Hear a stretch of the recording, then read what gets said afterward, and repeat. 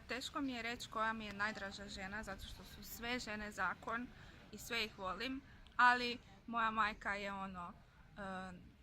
osoba koja je najviše doprinijela svemu u mom životu. Moja mama. Moja mama. Ja volim svoju mamu. Moja mama. Moje majka i sestra. Moja mama. Moja mama. Uz moju majku najdraža žena mi je sigurno sestra, a ne imam dvije sestre, ne mogu sam jednu prozvati, to odmah ne valja. Uz moju majku... Dvije sestre su mi najdraže žene, zašto su me naučile većini stvari u životu, starije su od mene, pa je to izašlo iz toga. Zato što smo jako bliske i ona uvijek uz mene. Zato što je snažna žena i neovisna žena i ne ovisi ni o kome i jer mi mama.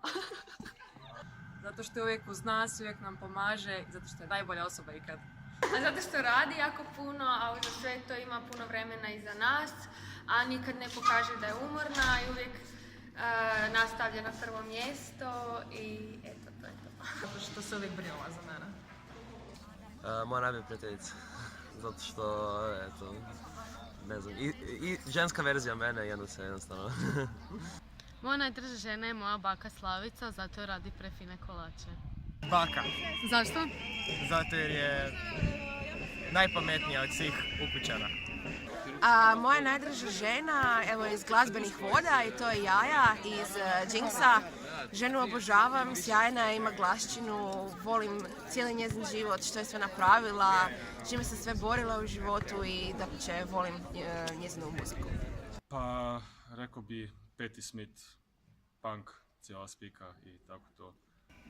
Marie Curie, zato što je bila vrlo inteligentna jer ima 2 Nobelove nagrade. Najdraža žena mi je Frida Kahlo, zato što je razmišljala drugačije i zato što se nije bojala biti ona, se bojala proučavati samo sebe i upoznavati samo sebe. Mila Horvat, jer je jedna od rijetkih koja se bavi sportskim novinarstvom i uz to je studirala na našem faksu. I naravno Angelina Jolie. Michelle Obama, zato što se bori stvarno za prava žena, pogotovo za djevojčice i uspješna je, obrazovana i stvarno je slatka. Možda Mirjana Hrga, jer mi se sviđa trenutni program RTL televizije na vijestima. Drana Rudan jer je brutalna, jer je iskrena, jer je fakat britka i govori fakat dobre stvari. Beyoncé! Zašto? Zato što ona kontrolira medije na neki način. Slay girl, s time koje informacije daje javnosti, koje ne daje i ne znam, eto zato.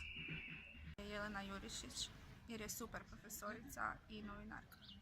Majka Tereza, radi svih poruka koje je slala, radi svojih dijela koje je provodila, a isto tako sama radi sebe svojom pojavom. Mislim da je i dalje medijska ličnost moja broj 1, ženska.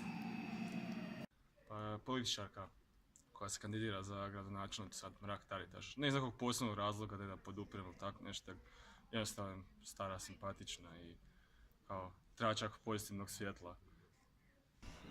Možda Ivana Paradžiković, zato je vrlo iskrena i elokventna i ne boji se reći što misli. Ivana Paradžiković, ako sam dobro izgovorila ime, prosti Ivana, sjajna, vodi i mijenja svijet svakodnevno, njezine vijesti mijenjaju naš pogled na svijet i samo tako dalje. Chloe Grace Moretz zato što je odlična glumica i jako je simpatična i draga i eto. Kolinda Grabar-Kitarović. Zašto? Marriott Sport.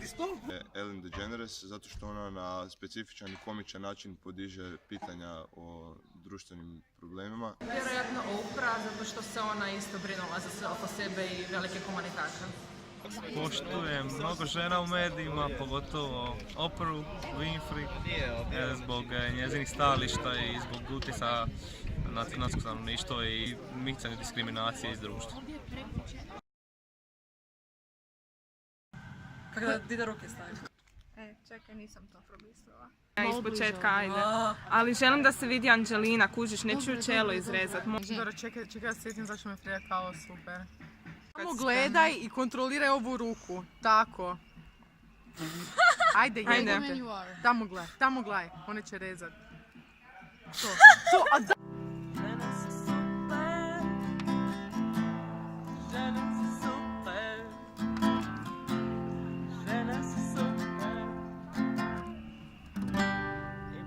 super. Žene.